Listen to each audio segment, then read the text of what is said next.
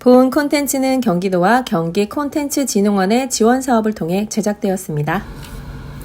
안녕하세요, 호곤입니다. 잠시 저희 네스와 호곤이 만날 수 없는 상황이 돼서 제가 혼자 오늘은 낭독해 드리도록 하겠습니다. 공유 마당에 있는 방정환 선생님의 작품을 읽어 드리도록 하겠습니다. 오늘은 오디오북하고 비슷하다고 생각하시면 돼요. 제가 이번에 고른 방정환 선생님의 동화는 요술왕 아아라는 제목이고요. 소파 전집 1922년 6월호 사랑의 선물에 실린 작품이라고 해요. 그럼 요술왕 아아 읽어 드리도록 하겠습니다. 요술왕은 이번에도 또 사흘 동안 어디 다녀올 터이니 그 안에 집을 보고 이것을 먹으라고 이번에는 팔뚝을 하나 주고 나갔습니다. 마르자색 씨는 이것을 먹을 수도 없고 그냥 둘 수도 없고 어찌할까 근심하고 있는데 그때 어디선지 공중에서 노랫소리가 들리면서 여보 여보 마르자 어여쁜 색시 그까짓 것 그다지 근심 마셔요. 불에 태워 갈아서 재를 만들어 수건에다 잘 싸서 배에 감으오. 수건에다 잘 싸서 배에 감으오. 이렇게 가르쳐주는지라 마르자 색시는 그 노래대로 불에 살라서 갈아서 재를 만들어가지고 수건에 싸서 배에다 감고 태연히 있었습니다. 요술왕이 돌아왔습니다. 이거 언니들이 노래 불러주는 거 아닐까요? 팔뚝은 어쨌니? 잘 먹었니? 네, 맛나게 먹었습니다. 하니까 요술왕은 놀라면서 뭐? 정말 먹었어?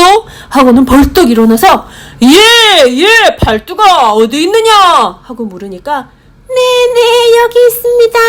고 대답하는 소리가 들리면서도 팔뚝은 지붕에서도 마루 밑에서도 나오지 않았습니다. 요술왕은 이상히 여기면서 예 어디 있느냐? 있거든 얼른 나오너라. 하니까 암만 해도 나가는 수가 없습니다. 요술왕은 화가 나서 거기가 어디란 말이냐? 마르자의 배입니다. 뭐? 마르자의 배? 하하, 그럼 정말 먹은 게 분명하구나. 오늘에야 믿을 만한 색시를 얻었다.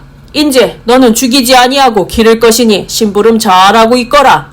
하면서 퍽 귀해했습니다. 귀여워한다는 걸 귀해했다고 옛날에 표현했나봐요.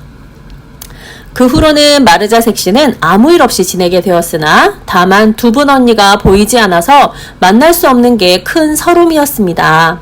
집에서 지낼 때보다도 더 언니가 못 견디게 보고 싶고 그립고 단 한 분 계신 할아버지께서는 어찌 지내시는지 몹시 궁금했습니다.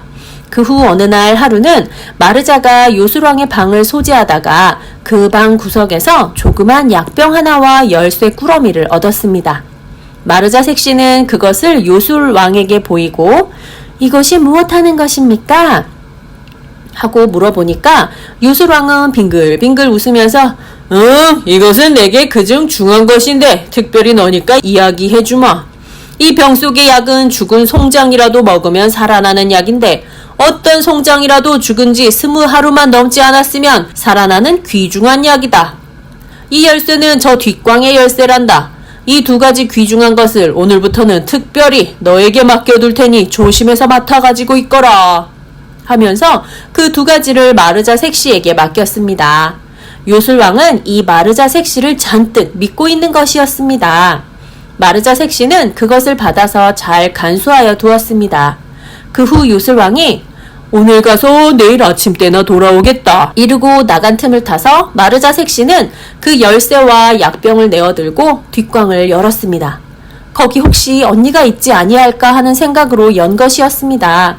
그러나 거기도 언니는 있지 아니하고 그 광 속에는 어느 나라 왕자님 같은 복색을 입은 남자가 죽어 송장이 되어 쓰러져 있었습니다. 마르자 색시는 이가 혹시 죽은 지 20하루만 넘지 않았으면 하면서 그 입에다 약을 흘려 넣었더니 이상도 하지요? 그 남자 기사 괄호 열고 써있어요. 기사는 말 타는 무사라는 뜻이래요. 괄호 닫고 그 남자 기사는 기지개를 펴더니 자다 일어나는 사람처럼 일어나서는 마르자 색시를 보고 나를 살려준 이가 당신이십니까? 하고 물었습니다. 마르자 색시는 예 그렇습니다. 그런데 당신은 무슨 일로 여기 와서 죽어 계셨습니까?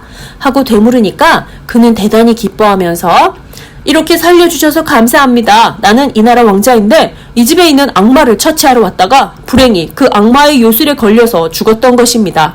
그런데 이렇게 살려주셔서 감사하지만은 그 악마란 놈이 살아있으면 도망에 나갈 수 없으니까 될 수 있으면 당신이 그 악마에게 꾀를 써서 그 놈을 어떻게 하면 꼼짝 못하게 죽이게 될는지 그것을 알아다 주셨으면 좋겠소이다. 그러면 그 놈을 아주 죽여버리고 나서 이 속에는 나 외에도 죽은 사람이 많이 있는 모양이니까 모두 살려가지고 나갈 수가 있을 것입니다. 그러면 나는 그 꾀를 알 때까지 여기서 죽은 송장인 채 하고 있을 터입니다. 함으로 마르자 색시도 그럴듯하여 그 광문을 다시 닫고 돌아와 요술왕이 돌아오기를 기다리고 있었습니다.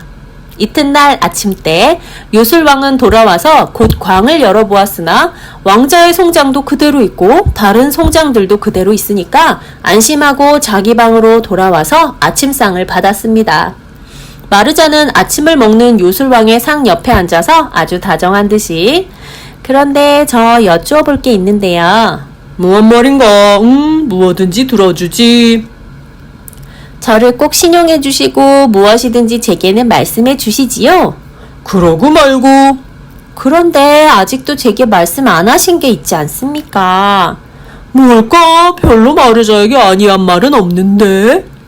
다른 것보다 제일 먼저 말씀하셔야 할 것인데 잊어버리셨지요?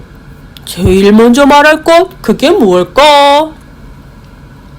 원래 힘이 세시고 요술을 잘 부리시니까 누가 대항할 사람이 없지만 그 대신 사람보다도 아무 것보다도 제일 무섭고 겁나는 것은 하나 있겠지요? 내가 제일 무서워하는 것이 하나 있기는 있지. 그러나 그건 알아 뭘 하나? 내가 무서운 것을 마르자가 알면 뭘 하나? 그걸 말씀하셔야 내 힘으로 할 수 없는 것은 할 수 없지만 만일 제일 무서운 것이 무슨 물건이면 주의하여서 이 방에나 이 집 근처에 그런 것이 있지 않도록 하고 또 혹시 그 무슨 짐승 같으면 요리할 때도 그런 무서운 것에 고기가 안이 들도록 주의를 하지요. 그런데 그걸 알아야지 주의를 하지요. 나는 그렇군. 내가 잊어버리고 있었구먼.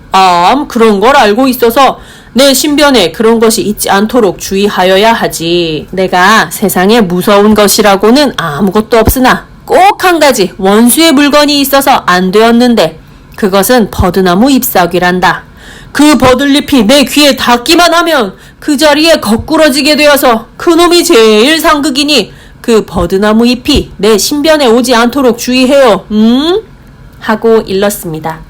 그날 밤에는 어디가 무슨 일을 하였는지 몹시 고단한 모양이어서 그냥 자리에가 누워 잠이 깊이 들었습니다. 그 틈을 타서 마르자 색시는 마당에 나가서 버드나무를 찾았더니 마침 한편 구석에 버드나무가 한 나무 있어서 그 가지 하나를 꺾어서 감추어 들고 넌짓이 들어왔습니다. 깊이 잠든 요술왕 침대 옆으로 마르자는 숨을 죽이고 가만 갔습니다. 그때 요술왕이 몸을 틀기에 깬 줄 알고 마르자는 깜짝 놀랐으나 그냥 돌아 누웠을 뿐이었습니다. 마르자는 가만 치마 속에서 버드나무를 꺼내서 버들잎을 요술왕 귀에 틀어 넣으려고 하는데 기어코 요술왕이 잠에서 깨어서 벌떡 일어났습니다.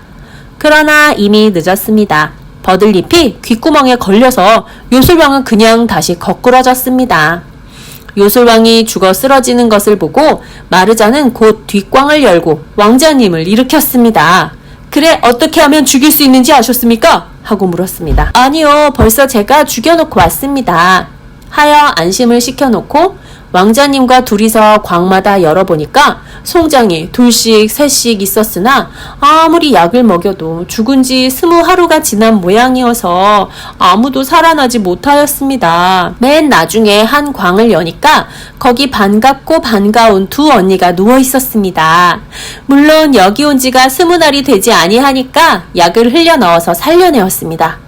꽃같은 색시 형제는 거기서 반갑게 만나서 어찌 좋아하는지 몰랐습니다. 나가는 길은 왕자님이 잘 알고 계셨으므로 왕자님과 색시 삼형제는 오래간만에 바깥 세상에 나와서 우선 산 및 조부님에게로 갔습니다. 돈이 많아서 집도 좋아지고 살림도 넉넉하여졌으나 손녀딸 생각을 하고 늙은 노인은 혼자 울고 있었습니다. 그러다가 일시에 돌아온 삼형제를 보고 어찌할 줄을 모르게 좋아하였습니다. 오래간만에 만난 네 식구가 반갑고 기쁨에 날뛰느라고 왕자님이 대궐로 돌아가신 것도 모르고들 있었습니다. 산중에 들어가신 후로 종적이 없어서 근심하던 왕자님이 돌아오셔서 나라님께서도 어찌 기뻐하시는지 몰랐습니다. 일반 백성들도 왕자님이 없어진 것을 몹시 근심하고 있다가 이 소식을 듣고 대단히 기뻐들 하였습니다. 그러나 큰일 난 것은 요술왕이 아주 죽지 아니하고 살아난 일이었습니다.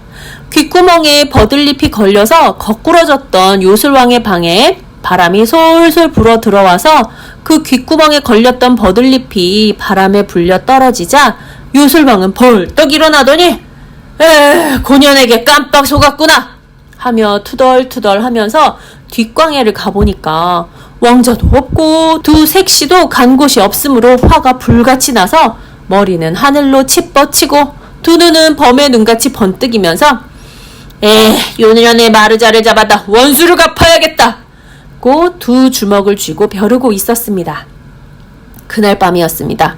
고요히 자던 마르자가 언뜻 보니까 무서운 악마 요술왕이 시뻘겋게 단 화젓가락을 들고 두 눈을 호랑이같이 번뜩거리며 방문을 푸시시 열고 들어왔습니다. 그것을 본 마르자는 그만 죽는 듯이 까무러쳤습니다. 달아날래야 달아날 곳도 없어 하는 수 없이 할아버지! 하고 소리를 치려 하였으나 벌써 요술왕이 바싹 와서서 한 손으로 모가지를 잔뜩 누르고 화젓가락을 번쩍 치켜들었습니다. 마르자는 그만 정신을 잃었습니다.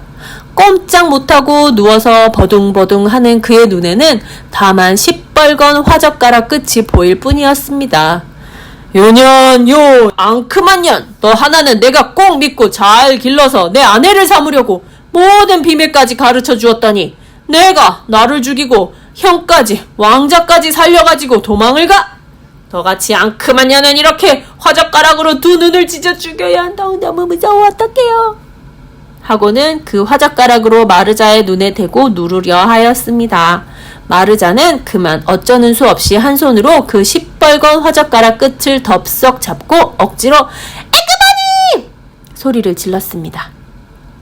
자기 소리에 자기가 깜짝 놀라서 눈을 번쩍 떠보니까 자기는 머리 위 침대 난간을 붙잡고 이불을 차내어 던지고 몸에는 차디찬 땀이 쭉 흘러 있었습니다.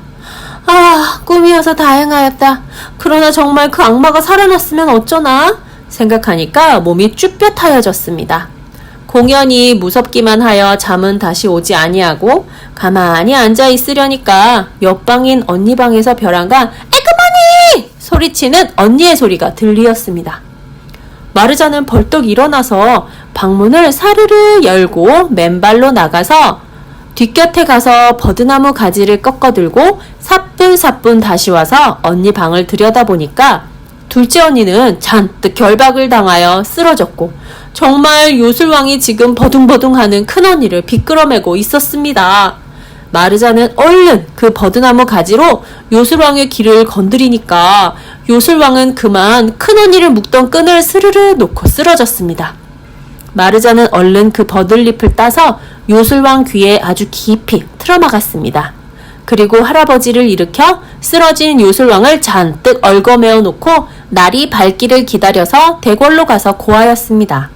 왕자님이 그 소식을 들으시고 병정 8사람을 보내어 그 요술왕을 끓는 기름 속에 넣어서 죽이셨습니다. 그 후부터는 산속에 잡혀가서 죽는 사람이 없게 되었습니다. 그 후 1회째 되는 날 나라님 분부로 마르자를 데려다가 큰 잔치를 베푸셨습니다. 일반 백성은 장사와 사무를 쉬고 이날을 즐겁게 보내었습니다. 그 후에 두 언니 셋시도 다 각각 나라님의 분부로 훌륭한 곳으로 시집을 보내고 늙은 노인은 대궐 뒤 조그마한 별당에서 한가히 지내게 하셨습니다. 끝! 사랑의 선물 소파전집 1922년 6월호 소파 방정원의 요술왕 낭독 끝! 감사합니다.